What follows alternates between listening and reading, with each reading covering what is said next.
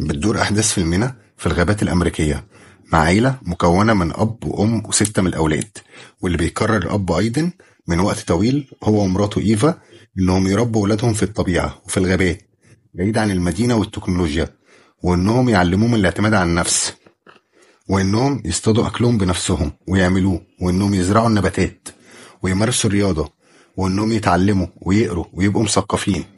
وبيعرف أيدن ولاده إن هو وأمهم قرروا يربوهم بالطريقة دي علشان يبعدوهم عن الفوضى اللي بقى فيها المجتمع. لكن للأسف أمهم بيجيلها مرض نفسي وبتدخل المستشفى. وفي يوم بياخد أيدن أوليفر ابنه الكبير للمدينة علشان يبيعوا المشغولات اليدوية اللي بيصنعوها بنفسهم. وبيروح أوليفر لمكتب البريد وبيلاقي هناك إن هو تم قبوله في أكتر من جامعة، لكن أوليفر بيكون عامل الكلام ده من غير ما أبوه يعرف. وبيتصل أيدن بأخته ليزا علشان يطمن منها على أحوال مراته إيفا، بس بيلاقي ليزا حزينة وبتعيط وبتقول له إن مراته انتحرت امبارح. ولما بيرجع أيدن لبيته في الغابة بيكون حزين جدا على موت مراته، وبعدها بيقعد مع ولاده وبيقول لهم عن موت أمهم واللي بيكونوا متأثرين وبيعيطوا على فراقها. وفي وسط الكلام بيثور إيسان ابن الأصغر لأيدن على أبوه، وبيمسك سكين وبيرشقها في الحيطة، وبيقول لأبوه إنه بيكرهه وإن هو السبب في اللي حصل لأمه. وبتكون إيفا سايبة وصية مع أيدن. وفي اليوم التاني بيتصل أيدن على ليام أبو إيفا مراته علشان يسأله عن الجنازة، وبيقول له ليام إنه مش عايزه يحضر الجنازة، وإن عمره ما حبه ولا كان موافق على حياته مع مراته وولاده، وإنه لو جت جنازة هيسلمه للشرطة. وبتقول له أشلي حماته إنهم هيعملوا الجنازة في كنيسة ومش عايزينه يحضرها. ما بيهتموش بالكلام اللي بيقولوا لهم أيدن عن وصية إيفا بنتهم، وإنها عايزاهم يحرقوا جثتها وما يدفنوهاش. لكن أولاد أيدن ما بيهتموش للكلام اللي سمعوه من جدهم وجدتهم، وبيستعدوا في اليوم التاني علشان يروحوا يحضروا جنازة أمهم. لكن الأب بيعرفهم إن الموضوع مش بالساهل، وإن لو اتقبض عليه من الشرطة هيعيشوا لوحدهم وهيبقوا في خطر، وبياخدهم علشان يتمرنوا. بعدها بيقرر أيدن إنه يسافر بأولاده علشان يحضروا جنازة أمهم، وبعد ساعات من السفر بيكونوا جعانين، فبيقرر أيدن إنه يدخل بيهم مطعم، ودي بتكون أول مرة أولاده يجربوا أكل المدينة. لكن أيدن مش بيعجبوا الأكل وبياخدهم لسوبر ماركت وبيجيب لهم الأكل من هناك. بعدها بياخدهم لجنينة علشان ياكلوا.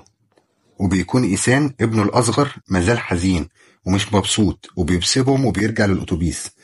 بعدها بيوصل أيدن وأولاده بيت أخته اللي بتكون عايشة مع أولادها وجوزها، واللي ما بيعجبهاش حياة أخوها وأولاده، وإنه عازلهم عن الحياة الطبيعية اللي في سنهم. وفي اليوم التاني بيكمل أيدن وأولاده الطريق علشان يروحوا جنازة أمهم. وبعد طريق طويل بتوصل العيلة للمدينة اللي فيها الكنيسة واللي فيها جنازة أمهم، وبيكون الوقت ليل وبيناموا في الأتوبيس. وفي اليوم التاني بتجهز العيلة وبيدخلوا الكنيسة عشان يحضروا الجنازة، وبيشوفهم حماه ليام وإشلي حماته واللي ما بيكونوش مبسوطين بوجودهم. بيقاطع أيدن الخطبة فجأة في الكنيسة وبيتكلم بدون استئذان، وبيقول لهم إن إيفا كانت بوذية وإن وصيتها إن جثتها تتحرق. وبيستغرب الحضور من كلامه وبيطردوه، وبيمسكوا الأمن ويطلعوا بره الكنيسة. وبعد الجنازة بيروح الجد والجدة وبيسلموا على أحفادهم، وبيقول ليام أبو إيفا لأيدن جوز بنته إنه الشيء السيء اللي دخل عيلته، وإنه مش هيسمح له يحضر مراسم الدفن بس هيسيب أحفاده يحضروا. بس أيدن ما بيهتمش لكلامه وبيصر إنه يفضل ورا الجنازة علشان يمنعهم من دفن مراته. بس ولاده بيكونوا خايفين إن الشرطة تقبض عليه ويخسروه زي ما خسروا أمهم، وبيقتنع الأب بكلامهم.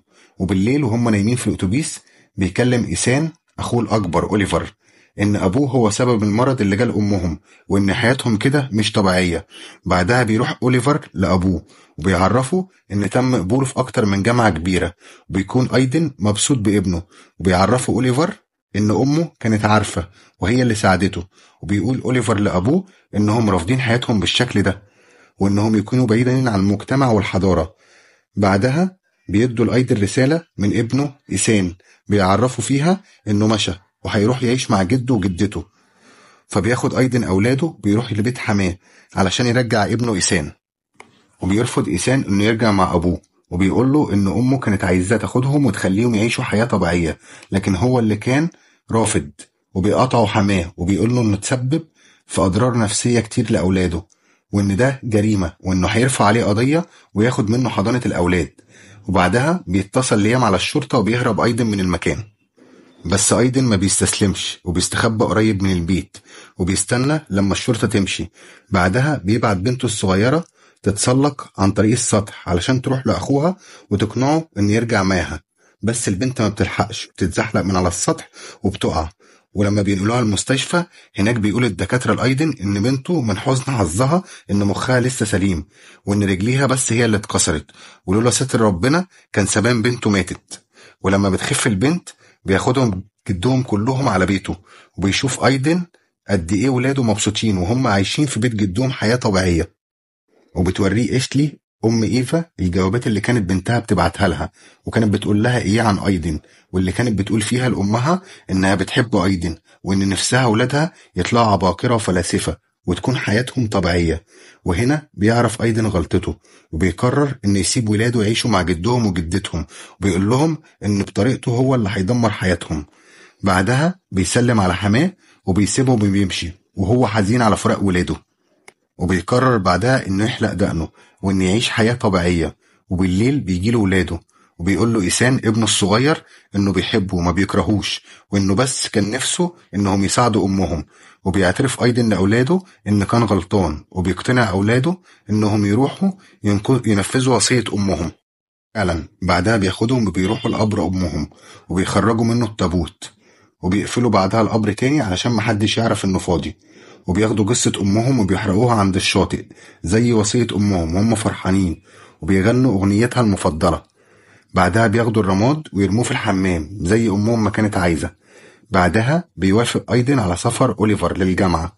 وبعدها بينتقل أيدن وأولاده وبيعيشوا في المدينة، لكن الأمر ما يمنعش إنهم يتعلموا يتعاملوا مع الطبيعة وبتستمر حياة الأسرة في سعادة. وبكده بتنتهي قصة فيلمنا النهاردة. ما تنساش تشرفنا باشتراكك في القناة واللايك والشير. أشوفكم بخير.